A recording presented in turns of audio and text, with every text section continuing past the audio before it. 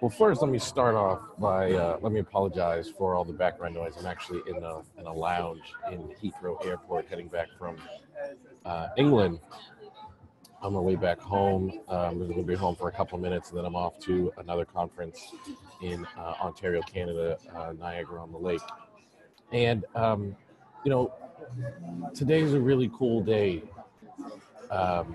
This past week was pretty remarkable. I got to speak at a conference in Essex, a place just outside of London, and it was an amazing experience. And one of the things that was a highlight for me was there were multiple people there from my online community, the SFU, the Solution Focused University, and it was so cool to see people, meet for the first time physically after having an online relationship, and it was just so nice to get to an event and be greeted with hugs and warmth. I mean, it was a really remarkable experience, and it took me back to why I think community is so important in learning solution-focused brief therapy. In 2008, I went to my first solution-focused event. It was a conference held in Austin, Texas, and in a lot of ways, that conference changed my life. That was a place where I first met my very, very close brothers and friends, Chris Iveson, Harvey Ratner, and Evan George. I also met Adam Frower, another very, very close friend and brother of mine, at that conference. Even though it took us a couple years to connect and start working together, but that's why I met him at that conference. But one of the things that happened is I got so inspired at that conference, and I got so excited to arrive and experience a community of solution-focused brief therapists. And all I wanted was to be a part of that community. I wanted to feel like I could be there and participate and contribute, because I knew that was a good way to learn and grow and become proficient in this approach that I'd just been introduced to. But then problems started to arise. The North American community of solution-focused brief therapists, there's trouble there. I mean, there's difficulty there. I mean, even so now, in 2018, but I began to notice it in 2008 and 2009.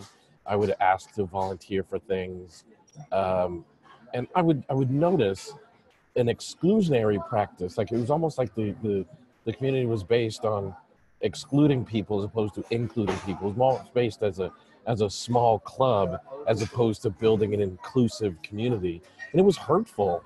I mean, I won't use this opportunity to say the specific things that happened. Let's just say there are things different about me that made it easy for people to create rules and agendas and ideas to exclude me specifically from this community. It was hurtful. It was hurtful. I'll let you guys guess what those things different about me are, but it was hurtful.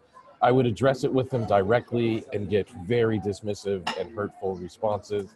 And this happened over a number of years, 2008, 2009, 2010, 2011. By about 2012, I was just 2012, 2013, I'd had enough. Like, this is just too hard and too hurtful. And decided I just cannot participate in that community anymore. And I cannot allow myself to be treated in that way. And Dr. Adam Frower and myself just went off and started working on our own. And we started, really meeting weekly and having conversation about solution-focused brief therapy. I eventually stayed connected with Chris, Harvey, and Evan in London. And all of a sudden, this little team was growing, and what we were teaching and doing was growing, and the way we were working was evolving. And it was a really amazing experience, but the one thing that was missing was community. So then in 2015 and 16, I started thinking, since I did not enjoy being excluded, and I certainly didn't enjoy the experience of being off on my own, I still wanted to build a community, because in order to learn solution-focused brief therapy, it's just so helpful. You can surround yourself with other people who are interested in learning this as well, who are proficient in this, getting access to ideas and training resources. I cannot stress how important that is. And you just can't do it if you're off on your own.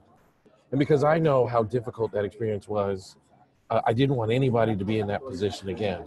So I created a community, an online community called the Solution Focused University. the SFU, and made it available to the public. And I remember that first week made it available to the public at the very end of 2016. 100 people signed up, and it just blew me away, like completely blew me away, from all over the world. I mean, Europe, I mean, almost every continent, literally. Blew me away. And, you know, in our first year of operation, it just grew and it grew and it grew. And next week we host our first annual conference.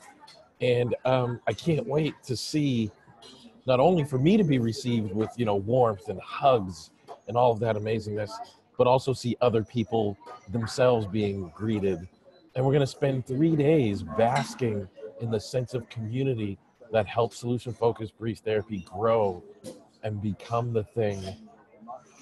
And then people can become proficient in it in the way that they want to. I mean, you can practice the solution-focused techniques, you can practice the language and the questions, but it's so easy to fall back into problem-focused rhetoric when you're in session. Once the enthusiasm of an event wanes, you have to kind of stay connected. That's the whole point of community. It keeps your momentum going.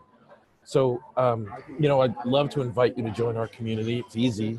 Just go to trythesfu.com, and when registration is open, you'll have access.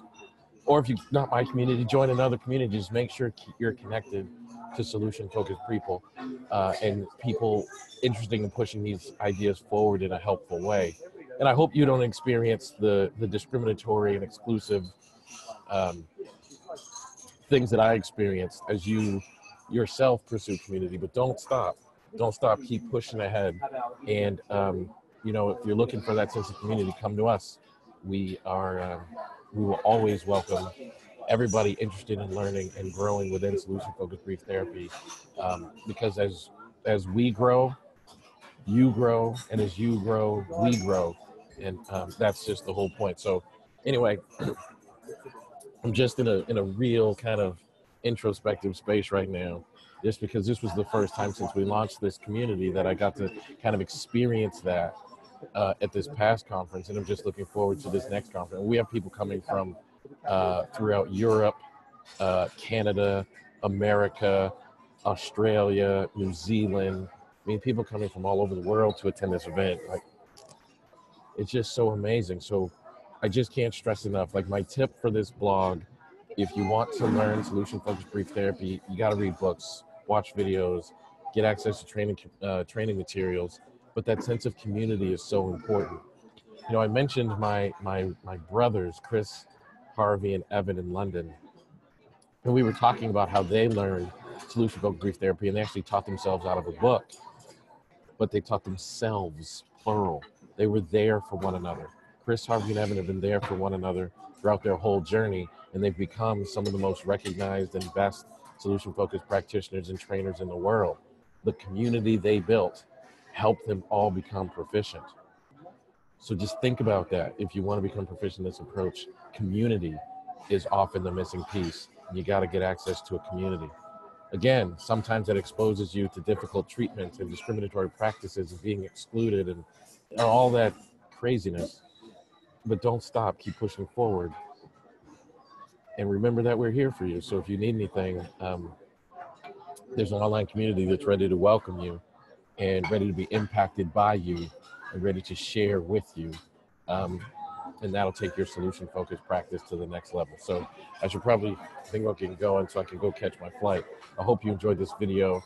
I hope you're in a community, in our community, and I hope that we meet, and I hope I get to give you a hug and experience your warmth one day. So thank you for watching this video. Please give me a like, give me a share. You know, I'm nothing if not for everybody's support. So please give me a like, give me a share. If you're watching this video at any other place other than my website, elliottconnie.com, head on over there. I've got some really cool stuff completely for free. You can have access to it, just download things. And I hope I get to meet you. I hope our paths cross soon. And enjoy your warmth.